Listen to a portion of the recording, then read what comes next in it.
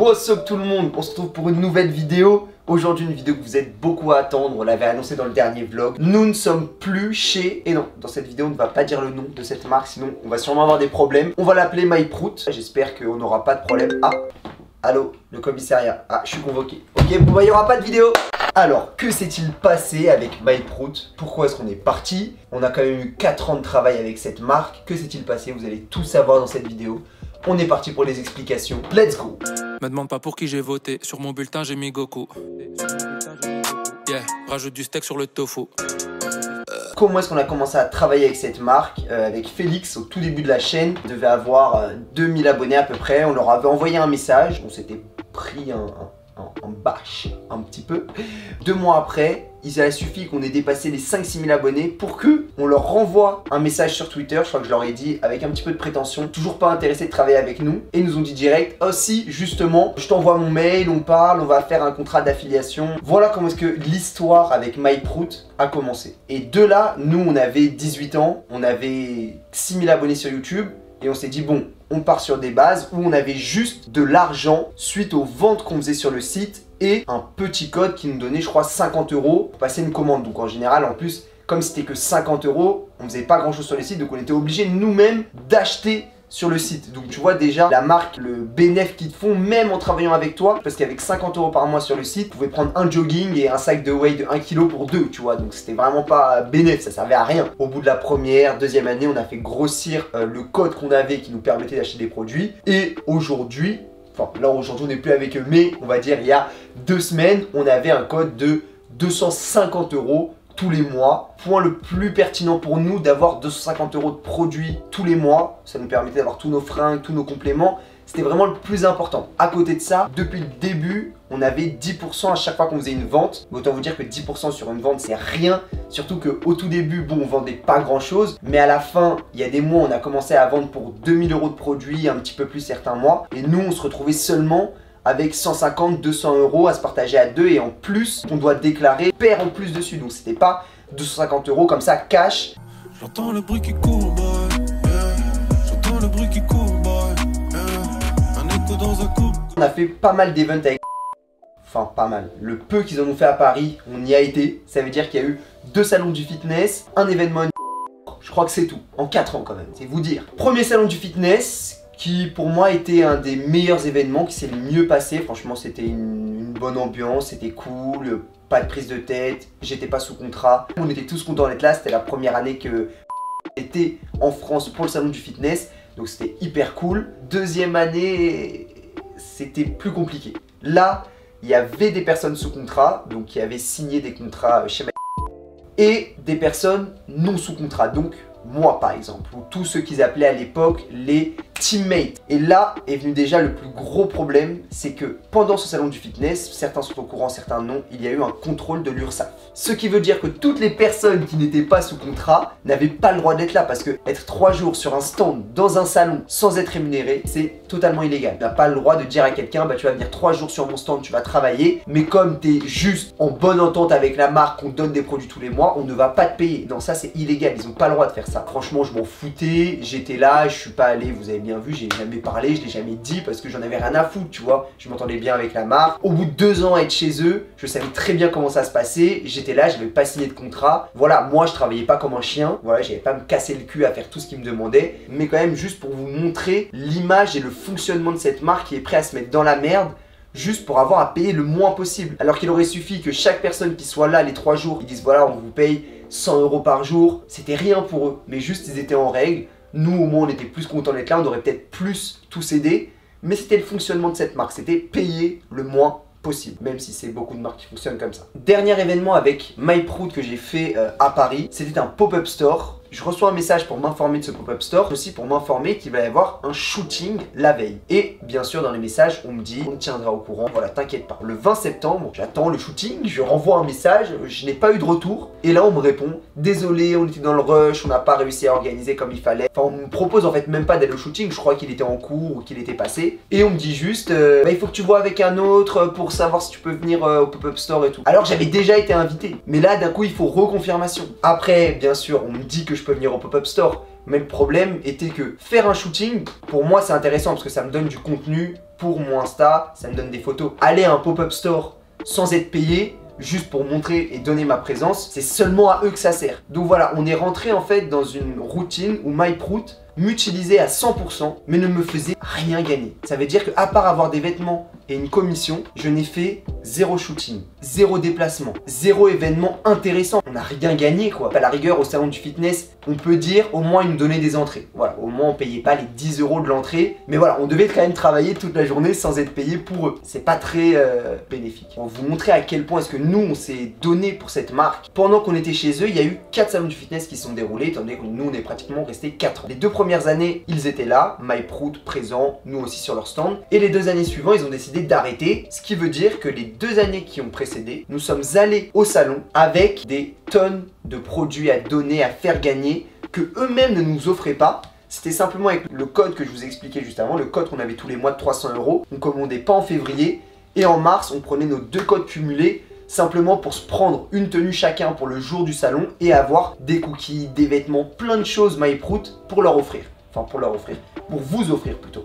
Voilà, je pense que c'était un truc qui vous faisait plaisir. Nous, ça nous faisait plaisir aussi de ne pas arriver les mains vides, d'avoir toujours quelque chose à vous donner. Étant donné que la marque en plus n'était pas là, on était content de la représenter. Mais quand tu fais quelque chose comme ça pour une société ou autre, ça a beau te faire plaisir, tu dis bon bah voilà, j'ai fait ça. Est-ce que derrière quand même il va y avoir une retombée? Est-ce qu'ils vont s'en rendre compte? Est-ce qu'ils vont un petit peu nous rendre l'appareil?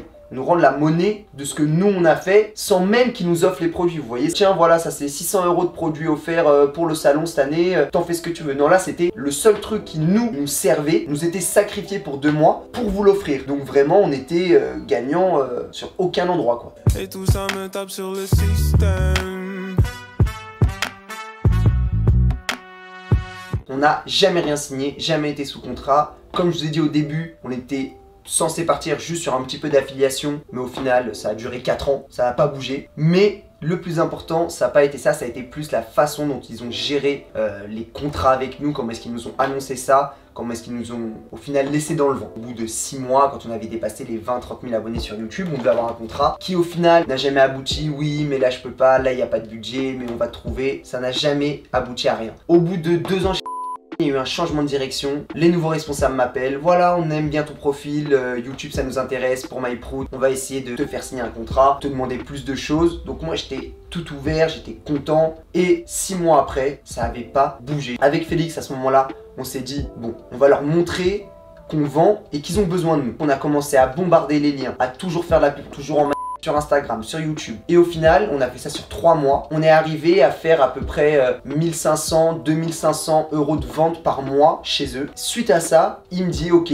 on va te proposer un contrat, on va évoluer là dans ton processus chez MyProut. Juste avant, il me dit on sort un nouveau gainer, est-ce que tu es partant pour en faire la pub? Moi je lui dis ouais, pas de problème et tout. Voilà ce qu'il m'envoie avec toutes les choses à faire. Est-ce que vous vous rendez compte là le nombre de choses? Il y a au moins 15 posts à faire, dont 1 ou 2 vidéos YouTube. Et moi je lui dis bon bah voilà, ok, pas de problème, j'ai lu tes conditions, mais par contre on le fera pas sans être payé. Et là il me répond ok, bah il y a des points qui sont pas obligatoirement très importants, de toute façon je reviens vers toi. Ce gainer je ne l'ai jamais vu, jamais fait de la pub du coup pour ce gainer. Il m'a laissé en plan, il m'a même pas répondu, même pas pris le temps de me dire ouais bah est-ce que tu pourrais faire ça, on pourrait peut-être te payer ça, voilà. Non, ils ne sont même pas prêts à payer 1 centime alors que nous on travaille pour eux quand même depuis hyper longtemps et que ce gainer, c'est eux qui sont venus vers nous en nous disant on peut t'envoyer ce gainer, est-ce que tu pourrais en faire la promo, voilà tout ce qu'on aimerait. Moi je trouve que c'est simplement dans la logique des choses. On a déjà travaillé pour d'autres marques, on a voulu avoir des vidéos comme ça, on a dû faire une préparation, des choses comme ça, on a dû voilà vraiment travailler une vidéo,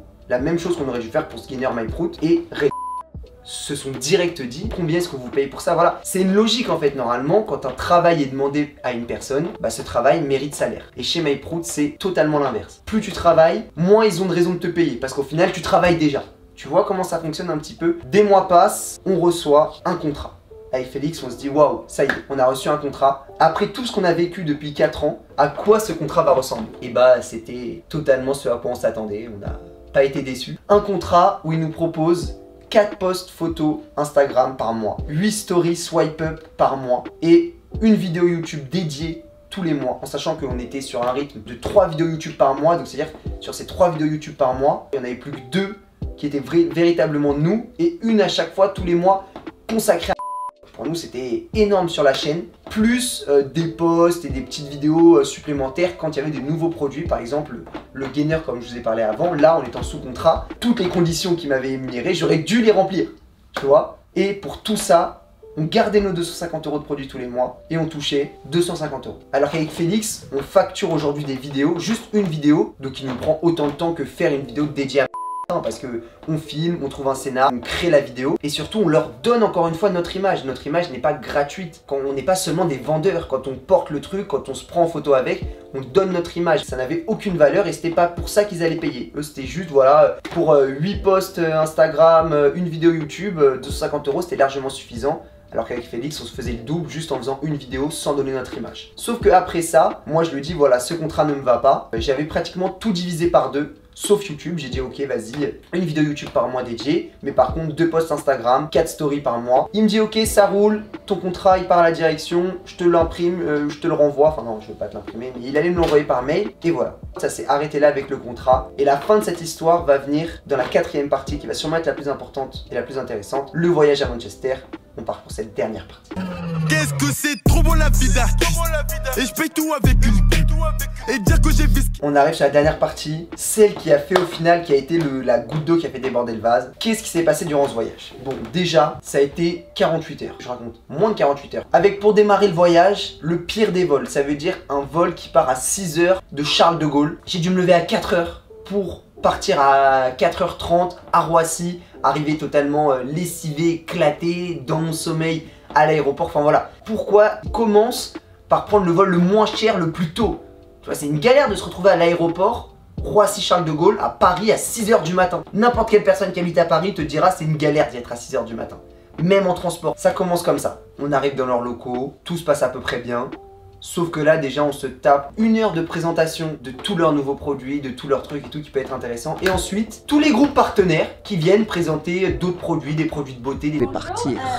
Ça parle beauté. Des trucs, voilà, ils étaient là pour rentabiliser le temps qu'on était là. Ça veut dire qu'on voit les produits de toutes les autres marques et que tout le monde snap et que tout le monde fait de la pub pour la marque et ça y est, tu mets le hashtag de la marque et tout, tu vois. On a été invité par MyProut, pas par une marque où je m'en branle, tu vois. Moi je suis là pour MyProut, monte-moi MyProut, mais ne monte pas le reste. C'est le premier point, ça a été l'élément déclencheur. Ça veut dire que tu me fais lever à 5 h et là tu commences par 2 heures de mini-conférence où ça fait que me parler et de me faire de la pub pour des marques. J'ai envie d'éclater, tu vois, je m'en fous. On fait une petite visite des locaux, c'était pas très intéressant. Ça veut dire que savoir qu'à cette table-là c'était MyProut Chine, savoir qu'à cette table-là c'était le graphiste, bah ouais, c'est cool frère, merci, génial. Je me suis levé à 6 h, je suis parti de Paris pour ça là. Pour voir ça. On mange, on part, enfin on part. Un élément qui arrive juste avant. Une personne de chez fait tomber mon appareil, le casse. Après coup je peux vous en parler. Elle a cassé un objectif à 900 €. Elle a cassé le capteur du GH5. À peine le drame s'est passé que le responsable de MyProut me dit ouais t'inquiète, je vais voir avec les assurances et tout. Moi je lui dis ouais ok vas-y. Je sais comment ils fonctionnent. Je sais qu'ils vont jamais débourser 1 €, ils vont jamais se casser le cul pour que tu sois bien, tu vois, pour que ça te serve. La journée passe, on va à la salle de sport, on peut s'entraîner. Franchement c'était le moment le plus cool du week-end.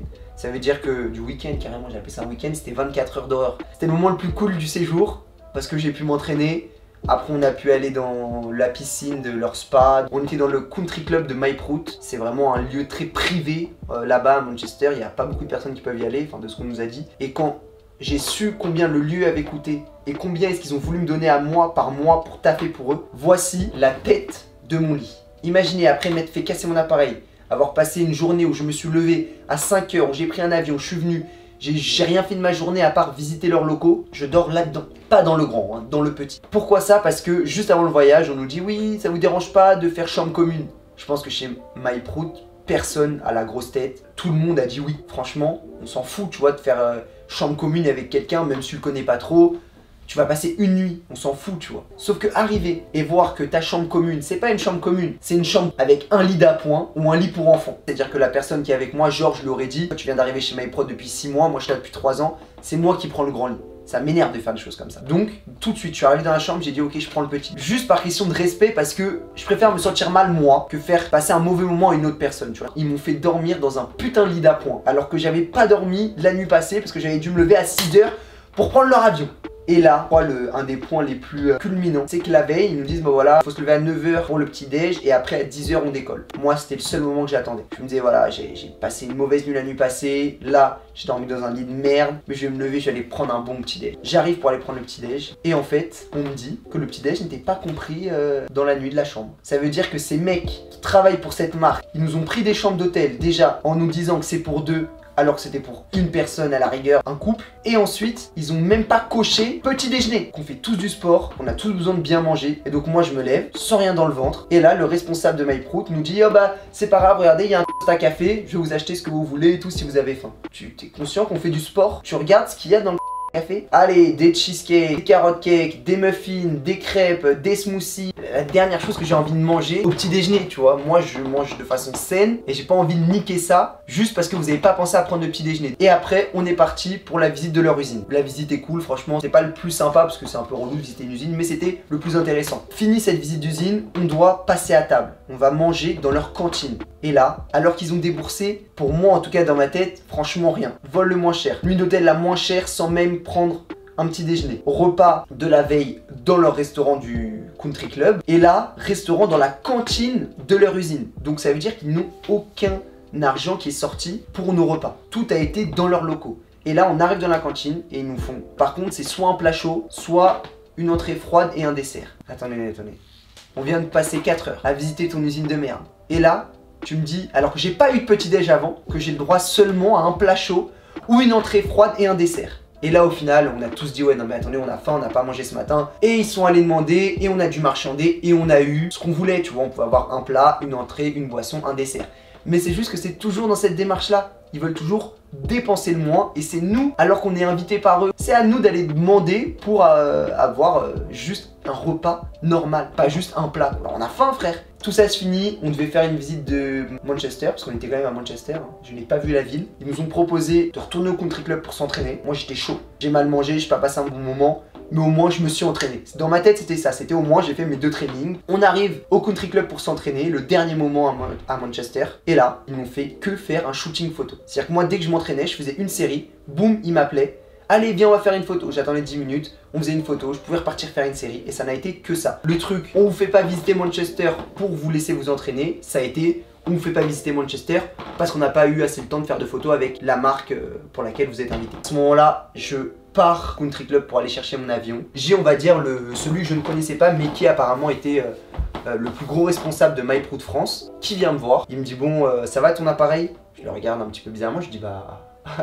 entre hier et aujourd'hui, j'ai rien fait quoi, il s'est rien passé quoi. Et il me dit ouais t'inquiète pas, si t'as besoin de quelque chose tu me dis. Enfin, pas pour ça, mais si t'as besoin tu me dis. Qu'est-ce que ça veut dire? Ça veut dire que je suis venu ici avec tout mon matos pour filmer une vidéo, pour faire quelque chose de beau, on me casse mon matériel, tout le monde au moment où je casse mon matériel me dit mais t'inquiète pas, les assurances de MyProut, nanana, ça va envoyer, ils vont réparer ça, ils vont payer ça. Pour qu'au final, quand je parte, alors que je sais même pas s'ils ont eu le temps de passer le mot au responsable ou autre, me disent dis-moi si t'as besoin d'aide, enfin pas pour ton matos, ça on peut rien faire, mais dis-moi si t'as besoin d'aide. Bah mec, j'ai besoin d'aide pourquoi? Pour te sortir tes doigts de ton parce que tu fais rien. Donc ça s'est fini comme ça, je suis parti comme ça. Je vais vers l'aéroport pour vraiment passer les contrôles et tout. Et là le mec qui nous accompagne, qui était celui qui me gérait, avec qui j'avais vu pour mon contrat et tout, après 3 mois sans nouvelles de mon contrat, au moment où je pars, où je vais passer la sécurité, on ne peut plus avoir aucun contact à ce moment-là. Il me dit, ouais au fait Lucas pour ton contrat, t'inquiète pas, ça arrive. Ça fait 2 jours que je suis là, pourquoi tu m'en parles pas avant? C'était ça ce voyage, ça a été que des trucs dits comme ça à la dernière minute, sans jamais prendre le temps de parler. J'étais là, il aurait pu m'en parler depuis le début, mais il avait peur de me parler de ce contrat parce qu'il avait rien branlé, ça avait pas avancé. Et du coup il m'en parle au dernier moment quand je pars, juste pour en mode me rassurer. J'arrive sur Paris et là vraiment j'ai pris la décision de partir de chez parce que c'était, pour moi c'était trop. L'image de cette marque qui m'a dégoûté après ce voyage, je me suis dit mais c'est pas possible quoi, ils dépensent pas 1 euro mais ils veulent même pas nous donner à manger, des nuits d'hôtel de merde, des vols de merde, pas de bagages en soute. Voilà, ils ont envie de rien dépenser et surtout on n'a même pas vu une maison de Manchester, on a juste vu à Manchester que leur usine, leurs locaux et l'hôtel, voilà. Et leur country club, pardon, excusez-moi. Et bien voilà la famille, vous savez tout de cette histoire, de cette aventure, parce qu'au final pour nous c'était une aventure et au début il y avait beaucoup de positifs, on était très contents de travailler pour MyProut, mais on espérait à de l'évolution, vraiment réussir à pas travailler dans le vent, parce qu'au final là c'est 4 ans de travail pour eux, ils nous ont jamais rapporté 1 euro et c'est un petit peu 4 ans jetés à la poubelle. D'ailleurs j'ai tout ça de vêtements MyProut, je ne sais plus quoi en faire les amis. Donc si jamais vous avez une idée, dites-moi en commentaire, je sais pas si je les donne à une association, si je vous les donne à vous. J'espère avoir été concis, clair, vous avoir fait comprendre pourquoi est-ce qu'on n'a plus voulu travailler avec cette marque. On ne recherche pas d'autres marques. C'était vraiment une déception de s'être autant donné pour une marque qui au final n'en vaut vraiment pas la peine et qui traite les personnes comme de la merde. Et moi je garde une très mauvaise image de cette aventure, de ces 4 ans, et je suis très déçu d'avoir choisi cette marque comme premier sponsoring, parce qu'au final tout le travail qu'on a fait, toute l'évolution, regardez les physiques, toutes ces choses là, ils auraient pu s'en servir, tu vois. Mais au final non, ils ont préféré juste nous laisser faire notre contenu de notre côté, sans jamais nous donner un coup de pouce, sans jamais nous aider à produire quelque chose, à réaliser quelque chose, sans même jamais nous aider à faire une vidéo avec quelqu'un d'autre. Ils ne nous ont rien apporté, si ce n'est 250 € de compléments alimentaires tous les mois, mais sinon ils ne nous ont rien apporté durant ces 4 ans. Dernier point qui représente vraiment bien toute l'image de MyProut, c'est pour ça que je voulais finir par ça, c'est une petite histoire bonus. J'ai décidé de partir de chez MyProut, d'envoyer un message de au revoir le 16 mai, en disant voilà ce qui allait pas, je vous mets tout ça là. À ce moment-là, j'apprends par le responsable que en fait mon contrat avait été refusé par la direction, mais personne ne me l'avait dit, donc de toute façon c'était déjà trop tard. Mais ce qui est fou, c'est que personne ne me l'a dit, et qu'en plus au dernier moment quand je suis parti de Manchester, on m'a dit t'inquiète pas, ton contrat ça arrive, alors qu'au final il avait été refusé, mais personne ne m'en avait parlé. Suite à ce message de au revoir le 16 mai, ils se sont autorisés à poster une photo de moi avec du MyProut sur leur compte le 1er juin. Je sais pas qu'est-ce qui leur est passé par la tête, ils se sont dit oh bah tiens, il est parti, il était vraiment pas content, on l'a jamais payé, on n'a jamais été rigolo avec lui, venez, on utilise encore son image gratuitement et on le poste. Je trouve ça fou de s'autoriser l'utilisation de l'image de quelqu'un alors que cette même personne vient de te dire qu'il part de chez toi. Vous aussi, derrière votre écran, suite à la découverte de tout ce que je vous ai raconté sur ces 4 ans d'histoire, vous êtes content qu'on ne soit plus chez MyProut. Moi ça me fait du bien, ça me libère d'un poids de faire cette vidéo aussi, parce que aujourd'hui, vu tout ce qui s'est passé, je suis très content de partir. J'espère que vous aurez kiffé cette vidéo. Si c'est le cas, pensez à liker, à partager surtout un maximum pour que les gens arrêtent de consommer et d'utiliser cette marque. Les dirigeants de cette marque, je les invite tous à aller se faire. Allez, restez branchés, entraînez-vous bien. Peace. Qu'il y ait autant de pubs, de marques de fils de pute, qui soient genre des catastrophes, et pour l'écologie et pour le respect parfois et la dignité des gens qui emploient, des conditions de travail de certaines personnes, etc. Tu vois.